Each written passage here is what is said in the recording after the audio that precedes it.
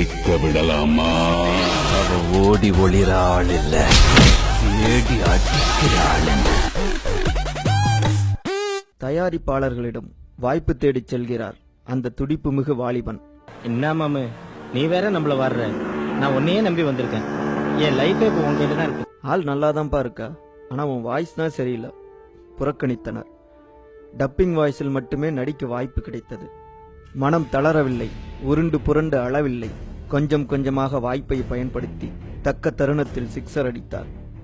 எந்த குரல் சரியில்லை என்று தயாரிப்பாளர்கள் புறக்கணித்தார்களோ அவர்களே இன்று எத்தனை வருஷமானாலும் சரி, உங்க குரல்ல பேசி ஒரு படம் நடிச்சு கொடுங்க என இவர் வீட்டின் முன் தவமாய் தவம் இருக்கின்றனர். மீட் பண்ணலாமா?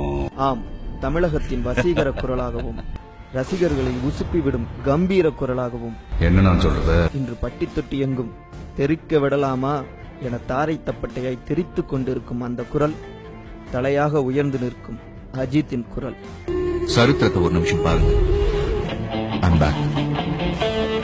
புறக்கணிப்பை கண்டு புறமுதுகு காட்டி ஓடும் கோழைகளுக்கு மத்தியில் அதையே தன்னை கூட்டிட்டும் ஆயுதமாக மாற்றி வெற்றி பெறும் விடாமுயற்சியே வீரமான அஜித்தின் அசல் முகம். அமராவதியில் ஆரம்பித்த பயணம் இன்று வேதாளம் வரை நீண்டு இன்று ஆல் ஓவர் தமிழ்நாட்டையும் அதிர வைத்துக் கொண்டிருக்கிறது. ஆளுமா டோலுமா பாடல்.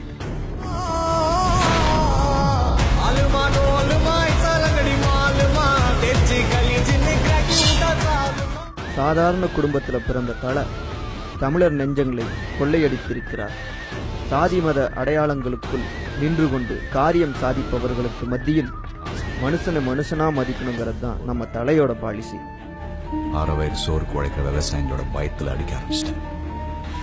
எல்லாத்துக்கும் மெக்கானிக், கார்மெண்ட்ஸ் தொழில், திரைத்துறை என அவரின் கிராஃபில் அனைத்து தொழிலிலும் அவர் சாதிக்க காரணம் 3 குணங்கள்.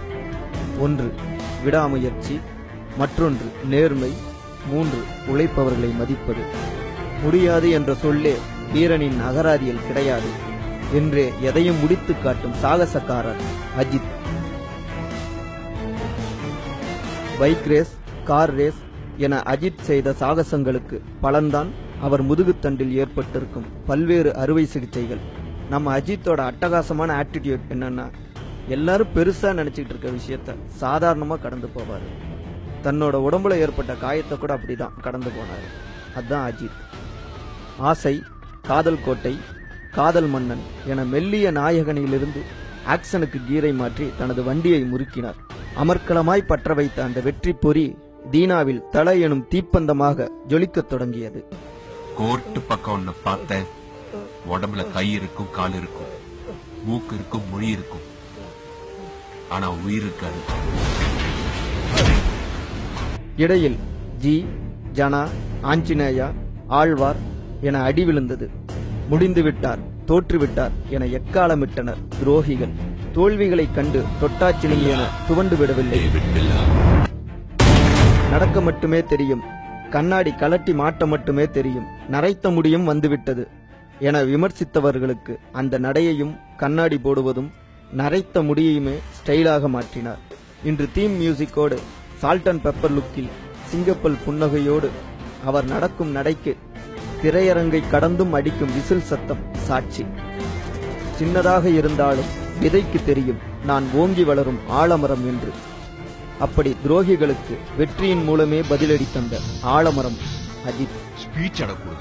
சினிமாவில் மாஸ் என்றால் நிஜ வாழ்க்கையில் காதல் மனைவி சாலினியும் 2 குழந்தைகளின் முன்பும் அஜித் ஒரு குழந்தையாகவே மாறிவிடுவார். வீட்டில் வேலை செய்பவர்களை கூட ஒருமையில் அழைக்க மாட்டார்.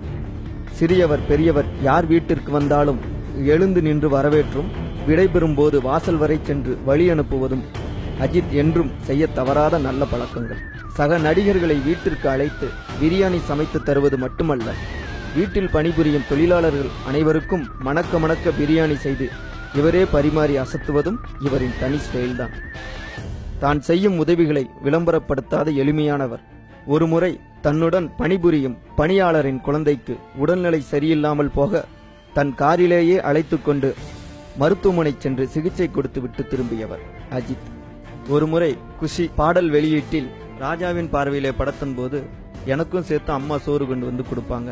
அந்த தாய் அன்புக்காக நிச்சயமா இந்த படம் ஓடும் என சோபா சந்திரசேகரை கண்டு உருகியதும், என் நண்பன் படத்தை திரையில் ஓடவிடுங்கள் என மங்காத்தாவில் காவலன் பட காட்சி ஓடவிட்டு அழகு பார்த்தவர் தல.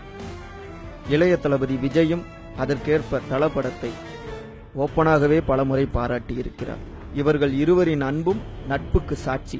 பெயர் புகழ் வந்ததும் ஒளிவட்டத்தோடு சுற்றி கொண்டிருப்பவர்கள் மத்தியில் எளிமையாக இருப்பதே அஜித்தின் தனித்துவம்.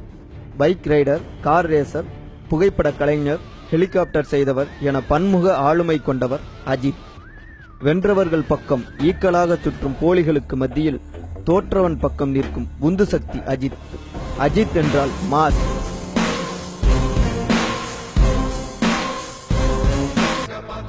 அஜித் என்றால் கெத்து. அஜித் என்றால் தன்னம்பிக்கை. அஜித் என்றால் விடாமுயற்சி. அஜித் என்றால் எளியவன். அடுத்த 18 மணி நேரத்துக்கு இந்த பட்டன் உங்களுக்கு சேவையில் இருக்கும். அஜித் என்றால் ஆளுமை. தோல்விகளையே படிகட்டுகளாக்கி சிகரம் தொடும் அஜித் திரையில் மட்டுமல்ல, நிஜத்திலும் ஹீரோதான்.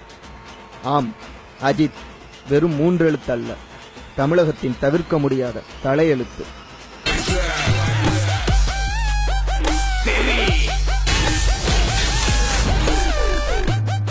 தெரிக்க விடலாமா?